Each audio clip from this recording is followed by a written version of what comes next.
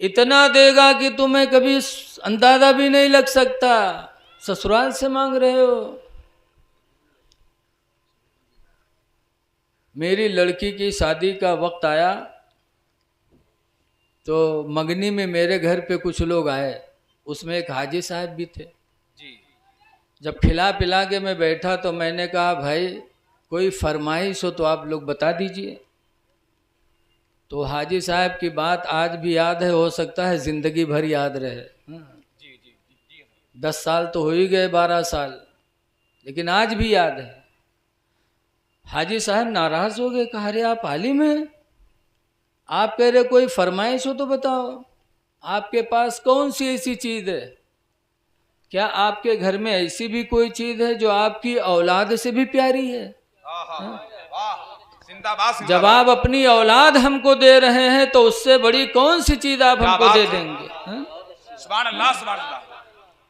कसम खुदा की उनकी बात दिलों में बैठ गई। अल्लाह उनकी कब्र पे रहमत और अनवार की बारिश नाज़िल करे। आमीन, अल्लाहुम्मा आमीन। कहा मौलाना क्या औलाद से भी अच्छी कोई चीज है? जब तुम अपने औलाद मुझे दे रहे हो तो उससे बेहतर और कौन सी चीज हम आपसे मांग लें? क्या कहने, सुभान अल्लाह। लेकिन आज अफसोस है कि आज का नौजवान मांगता है।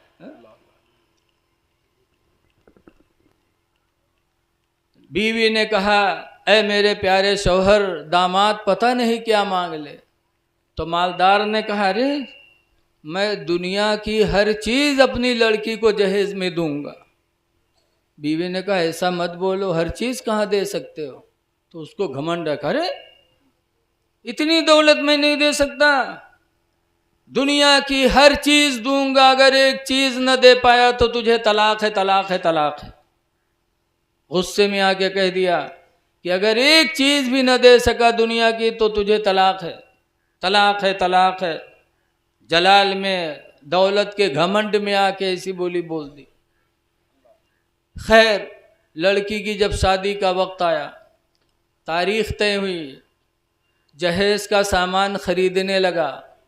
खरीदते खरीदते सारी दौलत खर्च हो गई और जब लिस्ट मिलाया तो दुनिया की बहुत सी चीज़ें उसमें थी ही नहीं। अच्छा बताओ दुनिया में कितनी चीज़ें हैं हमको तुम पता नहीं? पता। करोड़ों में जाओ बहुत सी चीज़ें आता जाता, ये क्या है, क्या है कि होटलों पे चले जाओ पे तो लागते हैं क्या हुए दी करत है कि कौन मांग ली है? दुनिया की चीज़ खरीदते खरीदते और बहुत सी चीज़ें गायब। तो दुनिया में तो है अपनी बिटिया दे तो पटरी बनवाओ, यहाँ से हुआ तक स्टेशन बनवाओ, स्टेशन मास्टर रखो, गार्ड रहो, हवाई जहाज भी तो दुनिया में शामिल है। जी जी है। बघवो तो है दुनिया में, यहाँ बघवा देहो अपने बिटिया, शेर फेटारा सांपो तो है वही में, कोई दी अपने बिटिया का फेटारा। दुनिया की बहुत सी चीजें हैं।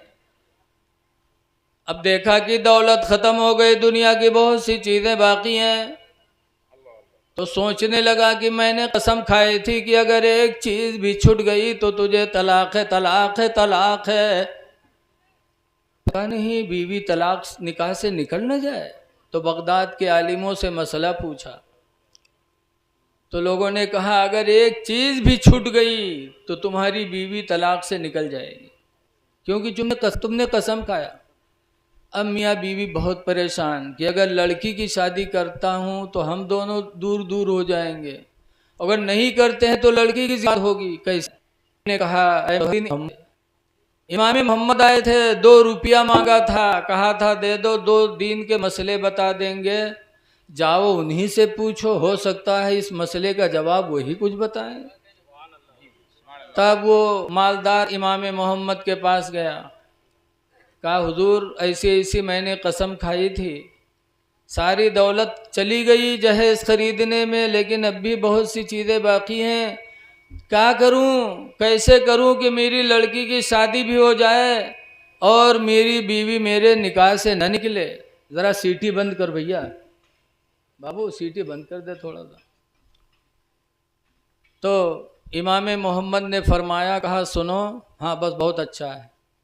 इमाम मोहम्मद ने फरमाया कि उस दिन 2 रुपये के बदले में 2 मसला बताता, और आज एक मसले के बदले में 10,000 दिरहम लूँगा। तो आजकल के लोग होते तो फतवा लगाए देते कि दीन बेचत हो। इमाम मोहम्मद ने फरमाया 10,000 दिरहम लूँगा। बीवी का मामला था, निकाल के 10,000 दे दी। जब दे दिया तो इमाम मोहम्मद फरमाते हैं, जाओ लड़की की कहा मैंने था दुनिया की हर चीज़ दूंगा।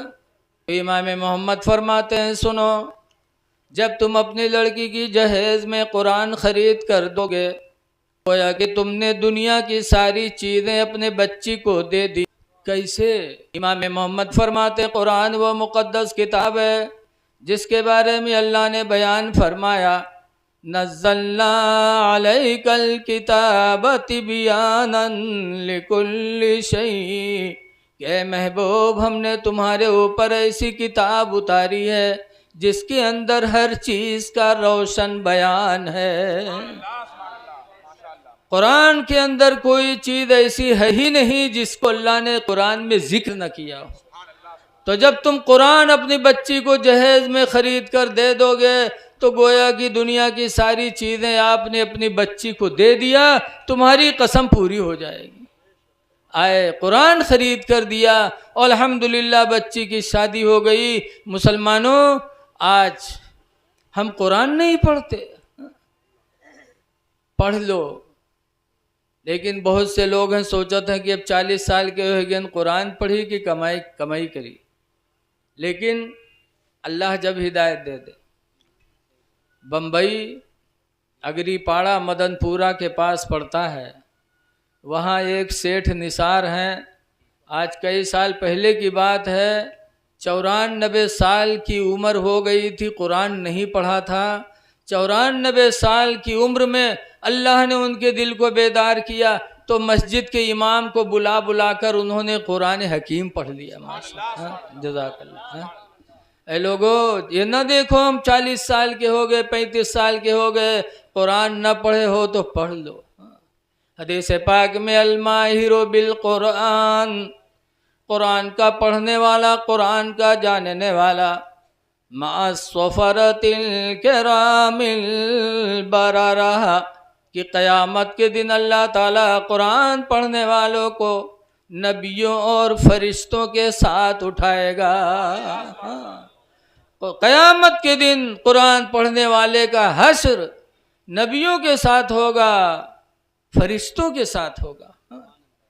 इसलिए अली के मानने वालों, अगर अली को मानते हो दिल से तो नमाज़ें पढ़ो। एक नमाज छूटी थी तो हज़रत अली रोए थे। कुरान पढ़ो। हमने तो पढ़ा है, एक आदमी था, उसकी शादी हुई और बीवी रुखसत हो के आई। जब रुखसत हो के आई तो बीवी के कमरे में जब रात में गया, रसगुल्ला लेके, आजकल पहली रात में आदमी कत्ती कीमती मिठाई लेके जाते, बोलो का सब लोग कुंवारे में बैठे हुई में यार, अरे कुछ हाँ ना ही करो ना यार। पहली रात में जब मर्द अपनी बीवी के कमरे में जाता है तो खाने पीने वाली चीज़ लेके जाता है। अब आपो की हो भैया शर्मन मारे बताओ ना बताओ। वो आदमी भी लेके गया, लेके गवा बैठा बड़े फ़ख्र से कि इतनी कीमती मिठाई लेके आए हैं। लेकिन बीवी बड़ी अल्हम्दुलिल्लाह बड़ी नेक थी। उसने सलाम किया, सलाम का जवाब शौहर ने दिया तो बीवी ने पहली खैरियत पूछी थी कि कुरान पढ़ा है, कुरान हकीम पढ़ा है। और पढ़े रहा ही नहीं वो तो चुप, बड़ा चालू रहा है, हाँ ना ही कुछ नहीं की, चुपचाप रहा। कि पढ़े हन नहीं वो कह देवे हाँ पढ़े हन तो आज नहीं तो कल तो पोल खुलिन जी। अगर कहे